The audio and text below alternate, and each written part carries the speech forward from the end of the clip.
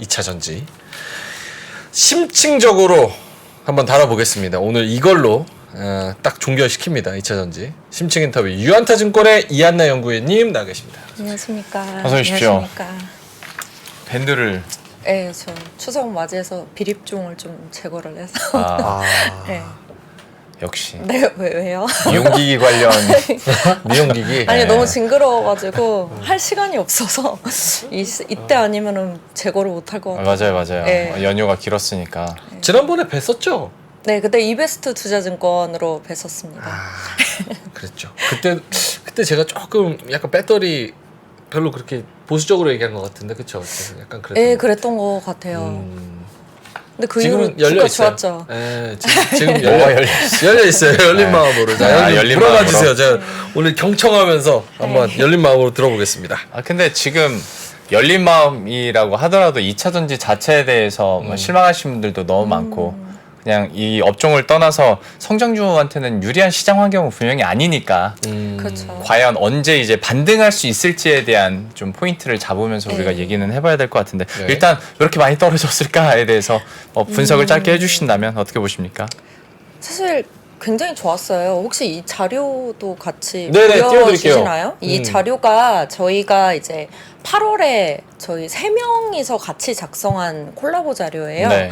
이제 그때 당시에 저희 한 뭐 7월까지만 해도 되게 좋았잖아요. 8월에도 좋았다가 중반부터 계속 이제 떨어지기 네. 시작을 했는데 이때 이제 제가 들었던 생각이 뭐였었냐면 지금은 어떤 이야기를 고밸류였던 때였고 이제 어떤 이야기를 해도 가장 고민이 되는 거는 전략이다. 그러니까 2차 전지 좋은 얘기 아무리 해도 이미 주가는 오를 대로 올랐을 때였고 네. 그리고 안 좋은 얘기를 하면 들고 있는 분들이 어떻게 해야 되지? 어디로 가야 되지? 고민을 많이 할 시기였어가지고 그때 당시에는 이제 8월에는 전략을 제시해 주는 것이 좋겠다. 2차 전지를 뭐 비중을 축소를 해야 될지 아니면 확대를 해야 될지 이런 부분에 대한 고민을 누군가는 맞든 틀리든 네. 제시를 하는 것이 맞겠다라고 해서 저희 이제 유한타에서 이제 투자 전략하고 제약바이오하고 2차 전지하고 이렇게 셋이 이제 콜라보를 작성을 했어요.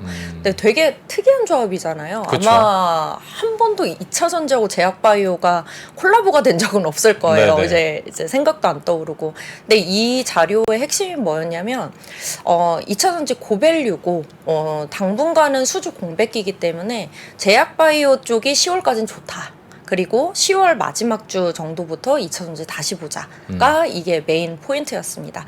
이제 그 이유를 좀 말씀드리면 우선 원래는 이제 양극재나 분리막 기업들이 수주 계약이 많이 이제 예정이 되어 있었어요. 그렇죠. 장기 수주 공급 계약이 이제 미국 내에서는 계속적인 수주가 들어오는 상황이었었고 셀메이커 같은 경우에도 2022년 하반기부터 2024년 상반기까지 계속 수주를 이제 대규모 수주를 받았는데 이게 양극재 기업한테 다 넘어오지 못했었어요. 네. 그렇다 보니까 뭐 한 9월 안으로 뭐 양극재라든지 뭐 이제 양극재 다음으로 이제 생산 비중이 높았던 게 분리막이었기 때문에 장기 수주 계약이 계속적으로 나오면 뭐 11월부터는 이제 가스 이슈도 있고 이렇기 때문에 9월까지 이제 바짝 반등한 다음에 한 10월부터 이제 조금 슬로해지는 흐름으로 가지 않을까 이런 생각들을 많이 했었는데 3분기 실적이 생각보다 조금 저조할 것으로 계속 예상이 되고 있었어요. 왜요? 그러니까 양극재가 저희 대장주가 워낙 양극재 쪽이었다 보니까 네. 양극재 위주로 이제 말씀을 드려야 될 텐데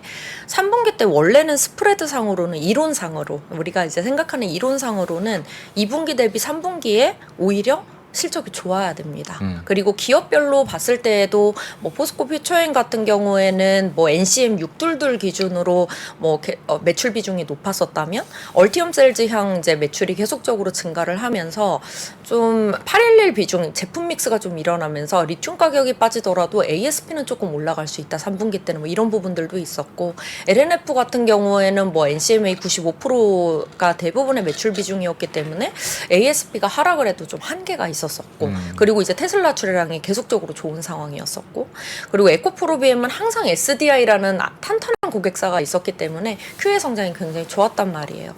그런데 이거를 이제 3분기 들어서서 사실은 이제 Q에 대한 부분도 이제 기업별로 조금 출하량이 조금 낮아지는 좀 흐름들이 있었고요. 뭐 이제 이제 저번 주 같은 경우에도 테슬라 가동 이제 3분기 판매량 같은 것도 나온 걸 보시면은 조금 컨센 하회하는 이런 네. 흐름들이 보여졌었죠. 그리고 대부분 테슬라 판매량이 좀 늘어난다 하더라도 LFP 쪽이 많이 확대가 되다 네. 보니까 3분기 쪽에 뭐 LG 에너지 솔루션이라든지 LNF 쪽에 출하량에 조금 타격이 좀 있었고요.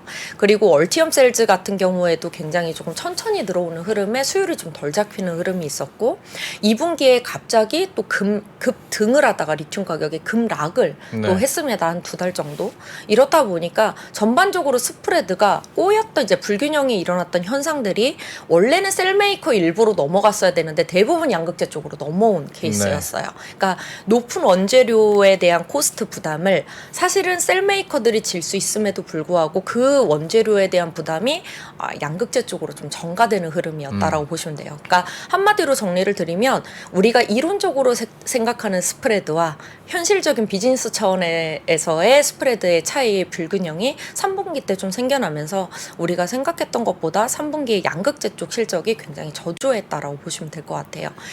그리고 네. 워낙 우리 양극재 치중돼 있는 비중이 주식시장에서 많다 보니까 네. 충격이 더 클 수밖에 없었고 그렇죠. 이미 리포트 쓰실 때부터 리튬 가격은 꺾이기 시작한 이후였었잖아요. 예, 맞습니다. 대충 예상을 해봤을 때. 예. 그러니까 이제 뭐 당연히 충격이 받을 수밖에 없는데 저는 이 부분에서 궁금했던 게 3분기 실적이 예상보다 좀 저조했다. 그리고 이유도 얘기를 해주셨는데 이거는 전반적으로 수요가 뒷받침을 못 해주는 거예요? 아니면 그냥 이연되는 거예요? 이건 좀 질적으로 다른 문제잖아요. 지금 2차 전지 쪽 보시면 유럽 쪽 같은 경우에도 가동률 계속 못 올라온다는 얘기가 있고 판매량 저조에 대한 네네. 부분 특히 뭐 폭스바겐이라든지 이런 부분들도 있고 애초에 중국 같은 경우에는 우리가 기댈 수 있는 건 테슬라 쪽밖에 없었고 미국이 대부분 투자 포인트였어요. 그리고 미국에서도 우리가 대부분 수주를 받았던 거는 GM 쪽이었어요. 네. 그래서 GM의 수요가 이제 둔화가 되면서 전반적으로 국내 2차 전지 쪽이 좀 많이 안 좋은 거 아니냐. 그래서 수요 둔화에 의해서 실적이 좀 저조한 거 아니냐. 이제 이런 부분들을 많이 생각하시는데 사실 미국을 투자 포인트로 잡으신다면 GM의 수요 둔화하고 지금 현재 국내 기업들의 실적 저하고는 별개의 좀 문제기는 합니다.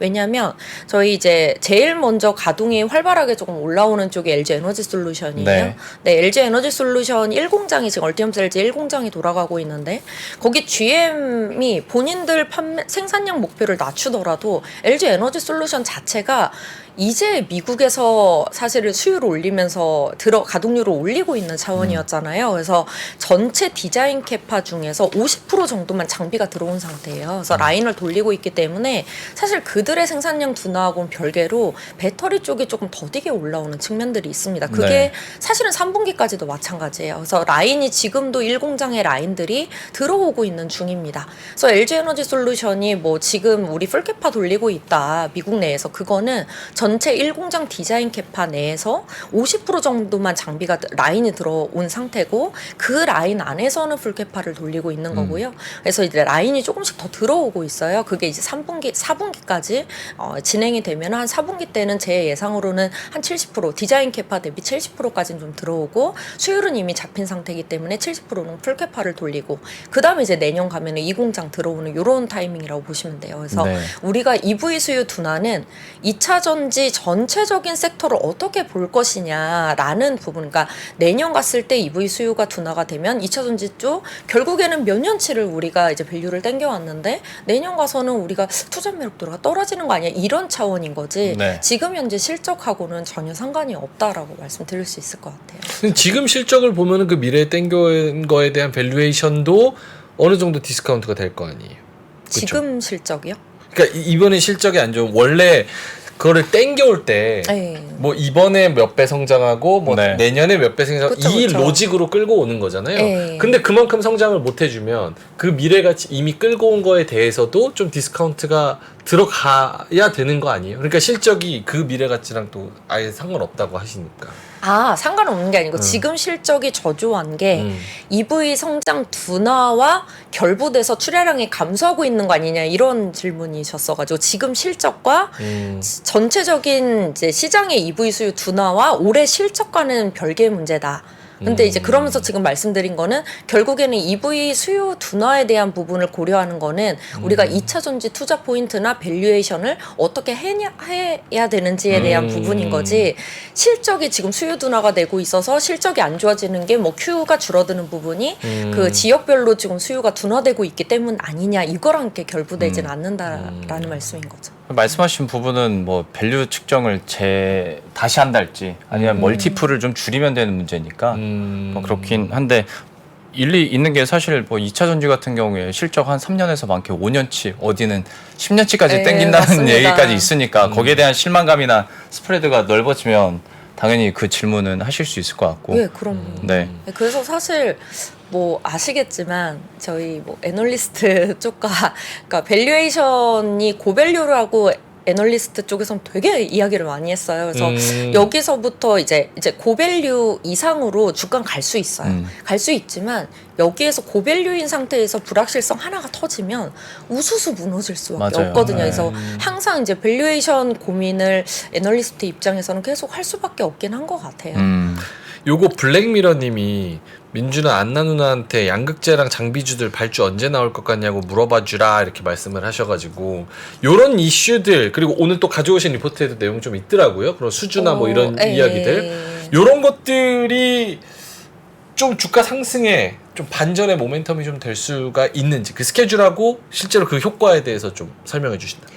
이게 굉장히 타이밍상으로 원래 이제 8월에 한창 이제 8월 초 7월까지 이제 고밸류였을 때 네. 정말 2차 전지야말로 시장에 루머와 소문이 엄청나게 많잖아요. 네. 정말 너무 심란할 정도로 많은데 뭐 수주 관련된 정말 다양한 진실된 이야기도 있고 아닌 이야기도 있겠지만 정말 많은 이야기들이 시장에 떠돌았어요. 제 주위에서도 2차 전지 애널리스트 분들은 이제 나 방송 안 나간다고. 저 실제로 안 나왔지 않습니까? 그러니까. 이게 뭐 자신이 없어서가 아니라 피곤하죠. 아무리 분석을 해도 피곤하죠. 피곤해요. 이런 루머들이 너무 많다 보니까, 그리고 네. 실제로 그것 때문에 주가가 움직이다 보니까 네, 맞아요. 회의감을 많이 느끼시더라고요. 뭐 이게 분석한다고 의미가 있나 막 이런 생각도 사실 많이 하고 피로도가 많이 쌓이죠, 저희가. 네. 이제 그런데 사실 그 당시 이제 고밸류였었던 당시에 다양한 시장의 루머에 따른 수주가 실제로 나왔다. 그러면 그거는 세론이에요. 그러니까 주가가 빠지는 이슈가 될 수 그렇죠. 있는데 네. 지금은 정말 많이 빠지긴 했습니다. 저희 좀 무섭잖아요. 어떻게 보면은 쉬지 않고 계속 오르다가 지금은 뭐 급락을 뭐 정신없이 하고 있는데, 지금 현재 지금까지 고밸류를 담당했던 양극재 기업 중심으로 제가 밸류에이션을 좀 말씀을 드리면, 7월에 정말 고밸류 한창 받았던 포스코 퓨처엠하고 에코프로비엠 기준으로 말씀드리면, 이제 포스코 퓨처엠이 2025년 기준 EV/EBITDA 멀티플로 46배가 넘어갔었어요.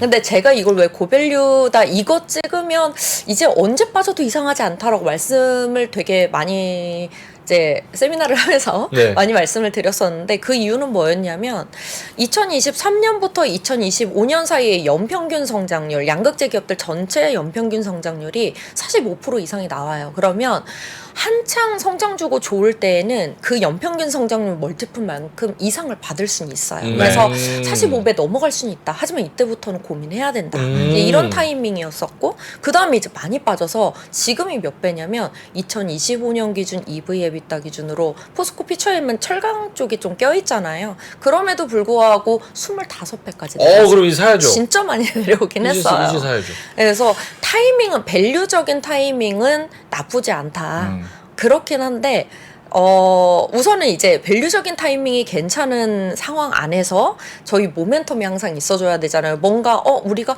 사고 싶다라는 느낌이 들 뭔가 모멘텀이 있어야 되는데, 이미 시장에서 다 나온 재료다 할지라도 무언가의 수주가 나와준다면 밸류가 낮은 상태에서는 세론이 아니고 반등 포인트가 될 수 있다라는 거죠. 그래서 네, 여기서 제가 네. 드리고 싶었던 질문이 그거예요. 그러니까 밸류 매력 당연히 있을 수 있죠. 너무 떨어졌으니까. 근데 지극히 개인 투자자 입장에서 EV/EBITDA도 좋고 멀티플도 물론 좋은데, 2차 전지가 오르려면 지금까지 과거적으로 봤을 때 대규모 설비 투자가 있든지 계약이 있든지 리튬 가격이 반등을 하든지 아니면 어마어마한 센티가 막 응집돼서 돈으로 올라가든지 했는데, 네. 지금은 이 네 가지 모두 해당되는 상황이 없잖아요. 오, 숏. 아예 숏이 아니라 10월까지 조정 이후에 좀 이렇게 반등할 수 있다는 그 뉘앙스를 제가 뭐 리포트에서도 받아서 네. 왜 그렇게 하셨을까? 지금 이 네 가지 중에 그러니까 반등해야 할 만한 모멘텀이 없는데 음. 그런 것 때문에 제가 레포트 잘한다. 이제 좋게 생각하는데 반대 입장에서 질문을 저도 어쩔 수 없이 드리는 거예요. 예. 레포트를 통해서 말씀드려볼게요. 네, 네. 좋아요, 그러니까 좋아요. 소문 좋고 다 좋은데 네. 솔직히 데이터로 어느 정도 감이 오지 않으면 진짜 소문일 가능성도 있어요. 그렇기 때문에 이건 조금 체크할 필요. 예를 들어서 이런 거예요. 수주 계약이 있을 수 있었어요. 근데 당장 그 비즈니스를 한다고 생각을 해볼게요. 제가 셀메이커인데 이미 계약을 이만큼 받았는데 완성차 기업들이 생각보다 좀 슬로해질 것 같아. 그래서 조금 천천히 공급 받아도 될 것 같아요. 뭐 이런 궁금한데 거. 네. 아까 바인딩 계약 얘기가 나와가지고 바인딩으로 계약하면 그거 그냥 주고 난 사람 무조건 해야 되는 겁니까? 아니요, 지연될 수 있습니다. 아, 장기 수주 이거 봐. 계약이잖아요. 그래서 이제 항상 그거를 체크를 1년마다 EV 수요를 체크하는 이유가 바로 여기에 있죠. 그들도 뭐 사실 완성차 입장에서 그 기업들 입장에서 뭐 생산 이만큼 해놓은 만약에 판매가 제대로 안 됐다. 그럼 이연되고 재고 쌓이고 할 거 아니에요. 근데 그럼 왜 바인딩이라는 워딩을 써서 마치 뭐 절대 뭐 변화가 불가능한 것처럼 그런 뉘앙스를 줘요? 근데 우선은 그렇게 계약을 하긴 했으니까. 왜냐면 미국 내에서는 중국에 대한 중국 기업들이 지금 현재도 뉴스 플로우 보시면은 어쨌든 최선을 다해서 LFP를 끌어들이고 싶어하는 OEM사들이 있는데 맞아요. 못 들어오고 있잖아요. 그러면은 엄청 불안해요. 네. 사실 본인들이 공급받았던 배터리의 80% 이상이 전부 다 중국 거였는데 그게 갑자기 사라지고 뭐 미국에서 진짜 IRA가 제대로 막 시행이 돼서 막 보조금 주고 막 수요 늘어나고 있는데 갑자기 배터리 공급해달라고 하면 이거 쉬운 건 아니거든요. 그렇죠. 이제 그렇다 보니까 안정적으로 나 이만큼은 책임져 줄게. 근데 바인딩 계약도 일정 부분은 무조건 가져가야 된다는 그 비중은 있어요. 그러니까 무조건 뭐 제로 베이스에서 무조건 이연돼도 된다 이건 아니고 한 뭐 이 정도 예를 들어서예요. 이거는 정확한 건 아니고 한 뭐 50% 정도는 우리가 무조건 가지고 갈게. 그 이상 물량에 대해서는 변동성이 있을 수 있다. 뭐 이런 식으로 계약을 한다든지 그런 뭐 그 정도는 둬야죠 사실은. 우리 지난번에 드릴십 하면서도 다 지어졌는데도 안 가져간대잖아요. 오케이. 예. 그럴 수 그래서요. 있다. 계약이 뭐 아까 계약 말씀하시다가 뭐라 그랬죠? 그래서 제가 이제 중간에 바인딩 물어봐서 끊어졌는데. 네네. 리포트로 설명해 주겠다. 네, 그래서 네. 데이터를 보면서 조금은 그래도 나올 수 있는 여지는 있겠다 이런 부분들을 조금 파악해 볼 수는 있는 것 같아요. 그래서 40페이지 뭐 제 이 장표를 좀 보시면은 사실 뭐 이거는 제가 레포트마다 계속 제시를 드리고 있는 거고 셀메이커들의 미국 내 수급 현황에서 보시면은 2026년에 미국 내 배터리 수요가 원래 미국에서 발표한 거 기준으로라면은 2026년 정도에는 글로벌 점유율 20%를 미국이 가져가서 이 정도 수요가 나와야 정상인데 지금 생각보다 이 정책 자체가 조금 슬로해지고 있어요. 네. GM 같은 경우에도 수요가 조금 슬로우 다운 되고 있기 때문에 이것보다는 수요가 조금 다운된다고 보셔도 되겠죠. 그러면 이 네모 박스에서 미국 내 배터리 수요가 483기가와트다라고 한다면은 이것보다 조금 저조하게 보면은 한 350기가와트 정도 된다고 보시면 이미 이제 셀메이커들이 완성차 기업들로부터 받았던 수주가 있을 거 아니에요. 네. 지금 상반기까지 주구장창 받았으니까 그거 기준으로 각 사가 발표한 기준으로 보면은 2026년이 되면은 미국 내 캐파는 700기가와트 정도가 된다는 소리예요. 그러면 사실은 공급 과잉이에요. 네. 그래서 저는 이제 계속 2차 전지 쪽 말씀드리면서 셀 너무 좋고 셀 기업들이 사실은 좀 메인이죠. 메인임에도 불구하고 지금 당장은 우리가 섹시하게 가져갈 만한 모멘텀은 조금 덜할 수밖에 없다. 왜냐하면 2022년 하반기부터 올해 상반기까지 너무 많이 잘 받아서 이제 미국 내에서도 공급 과잉이 어쨌든 되었기 때문에 그렇다면 우리가 셀메이커들이 더 수주를 가져오기는 힘들겠죠. 오케이. 이제 셀 끝. 근데 셀이 이제 수주를 받았으면 그 다음에 누가 받아야 되겠어요? 소재가 양극재 기업이 먼저 받아야 돼요. 맞아요. 그래서 전체 셀의 생산비의 40% 이상을 차지하는 게 이 양극재 기업들이에요. 그렇기 때문에 우선 당장 제일 급하게 이제 수주 계약을 셀 메이커들이 주는 쪽은 양극재가 돼야 됩니다. 양극재. 예. 그래서 저도 뭐 올해 막 고밸류고 뭐고 했지만 뭐 포스코 피처엠이나 에코프로비엠을 계속 탑픽으로 제시드렸던 이유도 그냥 올해는 셀이 수주를 받았으면 양극재 수주로 이어지는 해기 때문이다라고 계속 말씀을 드리는 거예요. 그러면 셀메이커들이 공급 과잉이면 지금쯤이면은 양극재 기업들도 공급 과잉이 되어야 되죠. 그렇죠. 근데 41페이지 보시면은 네. 쇼티지예요. 그렇죠. 그래서 셀메이커들이 이미 받은 것 기준으로 파나소닉 제외하고 받은 것 기준으로 해서 지금 양극화 물질 기업들이 미국 향으로 보낼 만한 라인들만 따로 뺀 거예요. 그렇게 뺐을 때 이상하게 분명히 셀메이커들은 수주를 다 받았는데 왜 양극재 기업들 아직 덜 받았지? 라는 부분이에요. 중국 걸 안 받아서 그런 아니죠. 거예요? 아직 계약이 다 넘어오지 않은 거죠. 다. 예. 그러니까 사실 생각해 보면 그렇게 수많은 소문들이 있었고 네. 루머가 있었음에도 불구하고 저희 상반기에 포스코 퓨처엠이 LG 에너지 솔루션 향, 삼성 SDI 향, 그리고 LNF 단기 계약 테슬라 향 제외하고는 수주 나온 거 아무것도 없어요. 저희 에코프로비엠 수주 나온 거 보셨어요? 봤죠? 보셨을 거예요. 보셨어요? 뭘요? 수주? 네.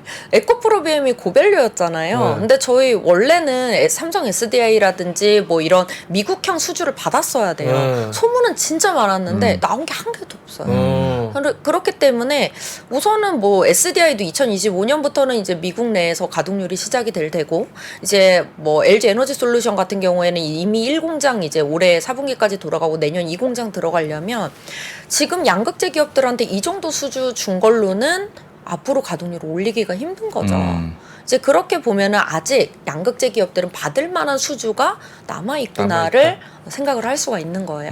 그래서 저는 이번에 그러니까 10월 마지막 주 정도부터는 그래도 밸류도 많이 낮아진 상태고 실적 발표가 시작되는 시점이 이제는 10월 셋째 주, 넷째 주부터기 때문에 그때부터는 또 다시 이제 어쨌든 연내 안으로 한 건, 두 건 정도는 수주가 나와줘야지 내년부터는 이제 가동률이 좀 올라갈 수 있기 때문에 양극재 기업들이 반등 포인트를 좀 제시해줄 수 있겠다라고 저는 보고 있는 겁니다. 예. 궁금한 거. 네. 방금 전에 저희 우리 명민조 앵커의 기계적인 리액션은 제가 대신 사과드리겠습니다. 뭐가요? 에코프로 수주 안 나왔는데 본 적이 봤다고. 있고, 옛날에 2021년 기계적인 리액션. 옛날에 본 적 있다는 거죠. 궁금한 게 5분밖에 안 남았어요. 그래요? 그래요? 지금 사실은 에코프로 기준으로만 봤을 때 150만 원에서 오늘 기준으로 82만 원까지 거의 반토막 났잖아요. 근데 지금 탄산리튬 가격도 2021년 수준으로 내려갔고 다시 내려갔고 중국 배터리가 예상보다 굉장히 선전하고 있다는 소식들이 계속 들리고 뭐 어떤 아저씨는 그거 다 가짜 뉴스라고 하지만 어쨌든 나 해외 로이터가 가짜 뉴스를 나한테 얘기할 리는 없잖아. 어쨌든 그런 만나보셨잖아요. 만나보셨잖아요. 그러니까 그런 해외에서도 그런 얘기가 들리고 중국 배터리가 굉장히 잘하더라. LFP도 뭐 잘하고 삼원기도 뭐 생각보다 맞아요. 뭐 잘한다더라. 그리고 거기서 많이 팔린다더라. 중국 배터리의 선전. 거기다 이런 P의 가격, 프라이스는 또 낮아지고 있는 상황. 전기차 수요도 둔화된다는 얘기 들리고 잘 안 팔린대요. 그런 얘기 막 들리는 거 보면 에코프로가 150만 원에서 82만 원 떨어진 거 를 이거 보고도 여러 가지 환경들의 그런 변화도 같이 고려했을 때 적극적으로 요거 지금 들어갈 타이밍이다라고 생각을 계속 하시는지 아니면 이렇게 떨어졌는데 환경도 이렇게 변하니까 조금 더 보수적으로 봐야 되나 이런 생각도 가지고 계신지. 저는 우선은 2차 전지가 우선은 해마다 보긴 해야 돼요.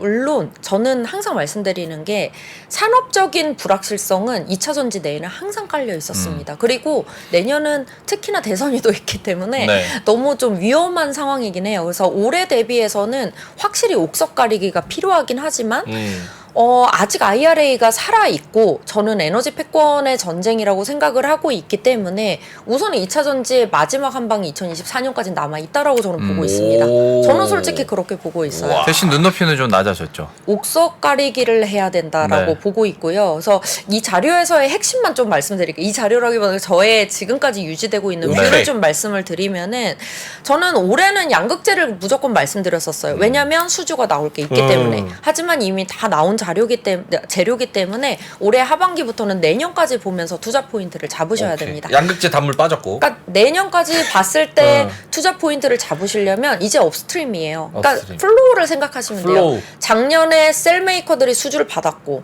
그것이 양극재 수주로 넘어왔고 양극재 수주로 넘어온 다음에 가동률은 어쨌든 올려야 되는데 그 다음에 셀메이커와 양극재 소재 기업들이 제일 관심을 많이 가질 만한 건 어쨌든지 간에 원재료 확보예요. 탐사하고 생산하고. 업스트림 부분인데 그러면은 또 뭐 포스코 퓨처엠, 뭐 에코프로빔 이런 얘기 다 나오실 수 있는데 수직 계열화의 핵심 포인트는 우리나라 기업들이 전구체만 하고 있다고 수직 계열화 되어 있다고 생각을 하시면 안 돼요. 왜냐하면 전구체를 하고 있다는 거는 조건을 맞추기 위한 거지 나중에 안정적인 수익성을 가져올 수 없습니다. 왜냐하면 우리나라 기업들은 정제 재련에 대한 부분이 굉장히 약하기 때문이에요. 네. 그래서 원재료부터 정제 재련까지 전부 다 수직 계열화 되어 있는 그런 그룹에 조금 포커스를 맞추셔야 에코. 되고요. 포스코 퓨처엠 쪽이에요. 포스코 쪽이 훨씬 유리할 거라고 저는 보고 있고요. 왜냐하면 국내에서 없어요. 오. 솔직히 없어요. 왜냐하면 원재료부터 가공 정제까지 할 수 있는 곳 어디 광산이랑 있어요? 영어부터 원재료부터 있으니까. 진짜 그렇죠. 없습니다. 예. 그래서 이제 그런 쪽으로 포인트를 맞추셔야 되고 제가 여기서 드리고 싶은 말씀은 양극재 쪽은 확실히 이번에는 조금 조심해서 옥석 가리기를 확실히 해서 들어가자라고 말씀드릴 수 있을 것 같고 뭐가 어기고 뭐가 석이에요? 그거는 이제 방금 말씀드렸기 때문에 아, 그래요? 힌트가 있습니까? 수직 계열화의 오케이, 오케이. 포인트가 있습니다. 그래서 업스트림 단에서 수직 계열화가 굉장히 잘 되어 있는 기업으로 조금 포인트를 맞추셔야 될 것 같고 그 다음에 이제 드리고 싶은 말씀은 확실히 LFP 쪽은 지금 M3P 배터리도 앞으로 더 확대되기 시작을 할 거예요. LFP 관련주는 우리 무조건 가지고 가자라는 것이 이제 저의 생각입니다. 그래서 LFP 간과하지 말고 내년 정도 되면은 킬로그램당 260W씩까지 올라올 거예요. M3P 배터리 같은 경우에도. 그러면은 저희 니켈 함량 70%대 NCM 정도가 커버가 되면은 LFP 간과할 수 없습니다. 그래서 이제 그 관련주들은 대부분 이제 삼원계 쪽이나 지금 LFP 쪽 같은 경우에도 고만간 쪽으로 가고 있어요. M3P 배터리 같은 경우에도 LFMP라고 하는 고만간 배터리에다가 심지어 삼원계가 블렌딩이 되고 있어요. 이제 그렇기 때문에 고만간으로 가면은 CNT 스펙이 높아져야 됩니다. 그래서 이런 기술적인 측면을 가지고 있는 기업들에 좀 관심을 가지셔야 되지 않을까 이렇게 보고 있습니다. 시간이 얼마 없어가지고 네. 진짜 드리고 싶었던 질문 2개가 있는데 오케이. 한 개는 그러면 시간 없으면 버리고 질문 하나는 두 개 뭐예요? 저도 같이 궁금한 그거 하나는 이제 대선 말씀하셨으니까 지난번 대선 때도 바이든 되면 친환경, 트럼프 되면 석유화. 그렇지. 근데 지금도 공화당 대선 후보 1위가 트럼프예요. 내년에 또 어떻게 될까 이거 하나랑 미리 질문 다 드리면 2차 전지 인버스 ETF 어떻게 생각하시나요? 그것도 좀 궁금해서. 좋다. 둘 다 궁금한데 타이트하게. 네, 우선은 트럼프 정부가 만약에 유력해진다, 뭐 지금도 많이 유력해지고 있는 것 같기는 한데, 하지만 지금 말씀드렸듯이 업스트림 단을 한 번 정도 더 볼 수 있고요. 분명한 거는 관련해서는 흔들릴 수 있습니다. 2차 전지 충분히 그 환경에 의해서 흔들릴 수 있지만 내년 상반기까지는 우선은 조금 안정적이다라고 저는 보고 있어요. 그래서 그 이후에 계속적으로 저는 항상 말씀드리는 게 성장 산업은요. 그만큼 고밸류를 받을 수 있지만 그만큼 불확실성이 높을 때 크게 급락을 할 수 있기 때문에 하이리스크 하이리턴. 네, 저는 굉장히 단기적으로 뷰를 제시를 드리고 있습니다. 근데 네. 우선은 내년 상반기까지는 괜찮다. 하지만 트럼프 정부에 대한 그런 가능성들이 열리기 시작을 한다면 분명히 크게 이제 주가의 변동성은 생길 수 있다. 다만 한 가지만 더 말씀드리자면 트럼프 정부의 그 그 인물에 대한 특성이 분명히 있기는 해요. 그렇긴 하지만 미국이 만약에 IRA 정책을 어느 순간 포기를 해버리면은 장기적으로는 정치적으로 이제 중국에 휘둘릴 수밖에 없다라는 거는 분명한 포인트입니다. 네. 그렇게 보고 있고요. 인버스 ETF. 이거는 이제 그렇게 생각할 수 있었어요. 나왔을 당시에도 워낙 고밸류였었고 지금 보시다시피 환경적으로 내년 이제 대선에 대한 문제들도 있기 때문에 분명히 나올 수 있는 문제기는 하지만 이제 그 인버스 ETF하고는 별개로 저는 이제 뷰는 여전히 비중 확대로 좀 제시를 드리고 있습니다. 그거는 약간 어쩔 수 없는 그런 비중 확대의 위치에 또 있어서 그런 겁니까? 아니면 진짜 소신껏 와 나는 집 팔아서라도 비중 확대 해야겠다 약간 그런 마음이 좀 있는 거예요? 근데 이제 단기적으로 보기는 해요. 이제 우선은 저 그때 여기 나왔을 때도 저희 마지막으로 2차 전지 크게 갈 수 있는 마지막이 2024년 상반기입니다. 라고 말씀을 드렸어요. 저 섹터 딱 한 개 하고 있는데 이 말씀 드리기 쉽지 않거든요. 근데 이제 그렇게 말씀드릴 수 있었던 건 전체적인 플로우라든지 우선은 IRA 정책이 무너지면 국내 2차 전지는 크게 무너질 수 있습니다. 하지만 그 정책적인 믿음이 조금 있다라고 보시면 될 것 같아요. 그래서 내년 정도에는 조금 수익성 위주로 보긴 보셔야 될 것 같습니다. 좀 이렇게 수주받는 그 모멘텀으로 어쨌든 턴어라운드를 조금 꾀할 수 있는 네. 에코프로 다시 150만 원 갈 수 있어요? 에코프로는 제가 커버를 안 하고 있습니다. 이걸로 완곡한 대답을 모르겠습니다. 2차 전지 진짜 너무 산업도 어렵고 사실 이거 밸류에이션 하시는 분들이 어떻게 하시나 궁금하기도 해요. 왜냐면 너무 많은 변수, 멀티플에다가 리튬 가격에다가 미래 전기차 수요에다가 변수가 진짜 많잖아요. 그거 어떻게 넣느냐에 따라서 정말 뭐 에코프로 400만 원 막 얘기 나올 수도 있고 뭐 아닐 수도 있고. 채권사마다 다른 걸 어떡해요? 아저씨가 400만 원 얘기했어요. 400만 원. 그 아니, 아저씨가 그랬어요. 표정 안 아저씨가 좋아하시잖아요. 원빈일 수도 있고 뭐 저일 수도 있고 그거는 모르는 거니까. 스트레스 많이 받으셨는데 400만 원이라고. 그만하세요. 오케이. 자 그러면 다 하신 말씀 다 하셨죠? 네. 추가적으로 뭐 꼭 해야 되는 말 있다면 없어요? 네, 뭐 지금 다 말씀드린 것 같아요. 오케이. 예. 알겠습니다. 꼭 쾌차하시고 또 다음번에는 밴드 없이 알겠습니다. 2차 전지 좋을 때 뵙도록 하겠습니다. 네. 심층 인터뷰 유한탄증권의 이안나 연구위원님이었습니다. 고맙습니다. 고맙습니다. 감사합니다. 외환위기 오는 거 아니에요? 금융위기 오는 거 아니에요? 이런 질문들을 좀 굉장히 많이 받았었습니다. 탐욕이 되게 강했을 때 위험자산으로서의 극단적인 쏠림이 나타나고 공포감이 극에 달했을 때 안전자산으로서의 극단적인 쏠림이 나타나거든요. 과거의 일이 미래에 똑같이 일어난다 이건 아니지만 그때 당시에 위기 상황에서는 어떤 공통점들이 있었는지를 보면서 우리가 대비를 하는 방법도 고민해 볼 수 있고요. 과거를 제대로 이해하는 순간 위기의 실체가 드러납니다. 오건영의 현실 경제 이야기를 서점에서 만나보세요.